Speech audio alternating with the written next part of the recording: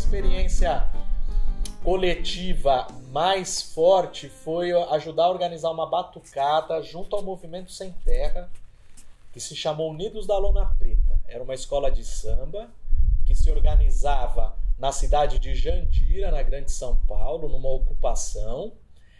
A Unidos da Lona Preta ela foi uma experiência que durou entre 2005 e 2015, e eu estive entre 2008 e 2015 direto, durante 7 anos.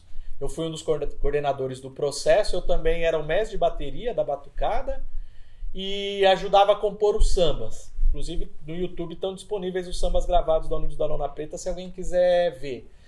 Foi uma experiência de batucada popular, reivindicando o conceito de escola de samba, né? Ou seja, escola é um lugar onde se aprende samba. Não necessariamente no modelo mercadológico ou financeirizado. A gente não é contra as escolas de samba de maneira nenhuma. Tem toda uma história, né? Tem todo um legado das escolas de samba, mas como todo processo é contraditório, a gente também percebe que às vezes as escolas de samba, né, entraram numa perspectiva mais comercial. A gente queria um pouco resguardar a perspectiva de pensar a escola de samba como um espaço onde se aprende samba. Eu acho que tinha uma potência, né? A potência da música, a potência da batucada, né? De pessoas batucando junto na rua. É uma coisa muito forte. De pessoas cantando a mesma canção, né? Essa coisa de cantar a mesma coisa junto é uma metáfora do que pode ser a vida em coletivo, né? Uma metáfora do que pode ser o movimento social. Tinha 30, 35, 40 pessoas, dependendo do ano. A gente compunha os nossos sambas, os sambas enredos, compunha de forma coletiva, tentava fazer um exercício ali de todos participarem, todos contribuírem. As temáticas eram escolhidas coletivamente também por meio de votação, então eram temáticas que tinham a ver com a dinâmica das lutas, né? A gente propunha temáticas. Um ano se fez uma crítica ao latifúndio, outro ano falou da necessidade de união entre campo e cidade, no outro ano falou sobre a ditadura militar no Brasil.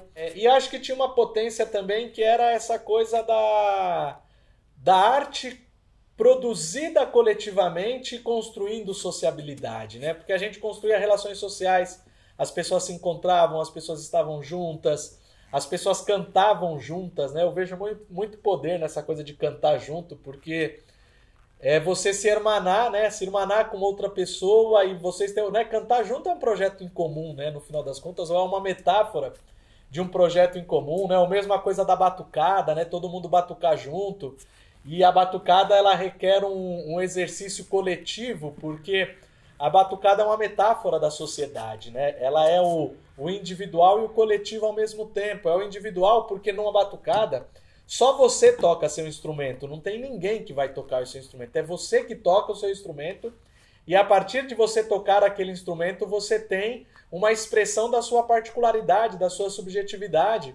Mas o tocar esse instrumento, ele tem regras também. Você não pode fazer qualquer coisa, porque se você faz qualquer coisa, você desanda o todo, né? Então, é uma metáfora da vida coletiva, né? Na vida coletiva, a gente tem os nossos momentos de particularidade, de individualidade, mas essa particularidade ela também não pode virar uma coisa individualista, né? Que desafine o acordo coletivo. Uma batucada é um acordo coletivo, no final das contas, né?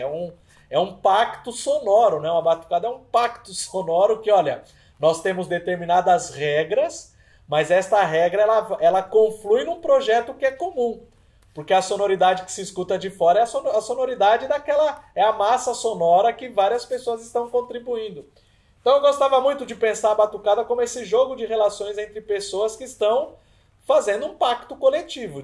Tem um projeto, ainda que é um projeto musical, mas é um projeto de sociedade, né? É um projeto político também. E fazer essas relações entre a alegria, né? O gozo, o desfrute, né? E como que isso também é revolucionário, né? Você ter a possibilidade do seu corpo ser feliz, né? Você ter a felicidade de ter uma relação com o instrumento musical e se sentir bem a partir dessa relação. E como essa relação com a arte, ela também pode projetar novas formas de pensar a política, né? Então, na Unidos da Lona Preta, a gente pensava todas essas coisas, todas essas relações, o diálogo com a sociedade, né? As proposições do Movimento Sem Terra. Então, talvez tenha sido a experiência que eu participei mais aprofundadamente. Ensaiávamos lá em Jandira, na Grande São Paulo, numa ocupação, num local bastante empobrecido. Foi uma experiência bastante bonita, assim, bastante bacana. Em paralelo, né, eu também sempre tive o meu rolê de samba, né, de cantar samba. E depois comecei a escrever, né? Tem esse livro aqui, que é A Formação da Sujeita e Sujeitos Periféricos, lançado em 2022, mas esse livro é resultado do meu doutorado, que foi publicado em 2013. O livro só saiu em 2022. O livro é um pouco o doutorado, mas também ele atualiza o doutorado, porque o Brasil de 2013 não é mais o Brasil de 2020, não. Melhor, o Brasil de 2022 não era mais o Brasil de 2013. Então o livro ele avança alguns debates que já estavam na tese de 2013. Eu prefiro o livro, eu gosto muito da tese que é de 2013, mas eu acho que o livro ele tem uma mensagem mais direta, além dele teoricamente estar melhor embasado. Tem esse livrinho aqui que eu escrevi na pandemia, que é o 40 Ideias de Periferia, História, Conjuntura e Pós-Pandemia, que é um livrinho bem curtinho, pequenininho, para ler no busão. 40 ideias bem curtas sobre o que seja periferia urbana e de alguns debates que ocorrem nas periferias urbanas. E o Reflexões Periféricas ele foi publicado em 2021. É um livro coletivo que foi publicado pelo Centro de Estudos Periféricos, o CEP. Foi uma pesquisa que eu ajudei a coordenar, onde a gente fala de 10 eixos diferentes: cultura, habitação, gênero, participação popular, transporte, educação, saúde, infâncias, trabalho, violência, genocídio e racismo. Então tem 10 temáticas e tem proposições para cada uma dessas temáticas.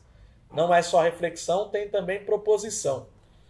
Eu não consigo dissociar esse rolê de escrever livros com o rolê de estar junto na batucada com o povo, né? Eu acho que são formas diferentes de dizer a mesma coisa, né? Um projeto popular para o Brasil.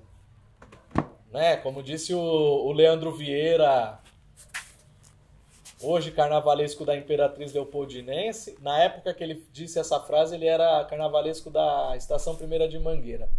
A função da escola de samba é politizar seu povo.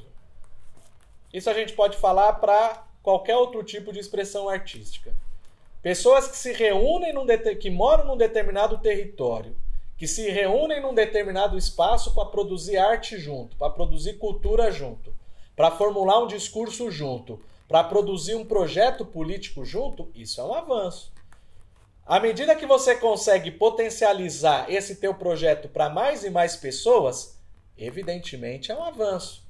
Vamos pegar a experiência das escolas. A gente era uma mini escola de samba pequenininha que cumpria um papel num determinado momento histórico num território. Mas vamos pensar, por exemplo, o que é a história da Estação 1ª de Mangueira. Uma escola de samba numa favela empobrecida do Rio de Janeiro, formada por negras e negros recém-libertos, muitos oriundos da Bahia ou oriundos das fazendas de café do estado do Rio de Janeiro, que numa favela constroem uma escola de samba e aquilo passa a ser a principal referência social e política daquelas pessoas. Ou se a gente pensa na Nenê de Vila Matilde, na Zona Leste de São Paulo, ou se a gente pensa a escola de samba Vai-Vai no Bexiga, né?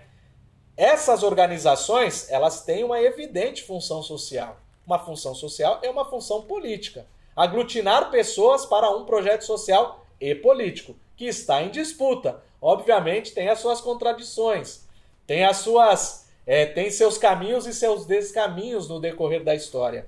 Eu acho que o principal aprendizado que nós temos é a necessidade de fortalecer a organização popular no território, e a cultura ela cumpre um papel fundamental nisso.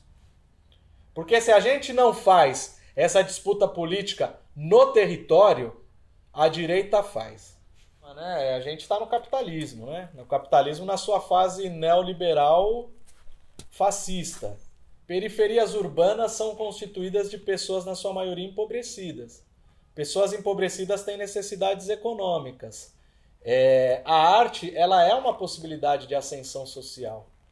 O discurso da ascensão social, o discurso da visibilidade, isso encanta muita gente e seduz muita gente, né?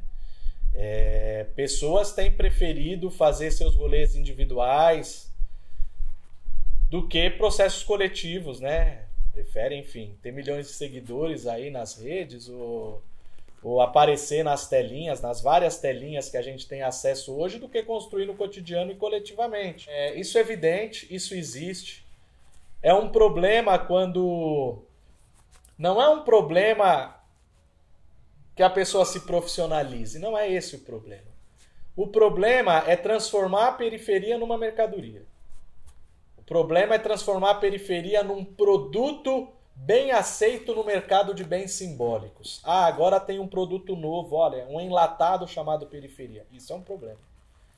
E que tem muita gente que nasceu na quebrada, que tem o rolê periférico, que legitimamente construiu as suas condições e a sua carreira fazendo esse movimento de transformar a periferia numa mercadoria. Isso tem. Evidentemente tem. Assim como tem outras pessoas lutando para que as periferias sejam locais com melhores condições de vida, não necessariamente passando por vender a alma pro diabo.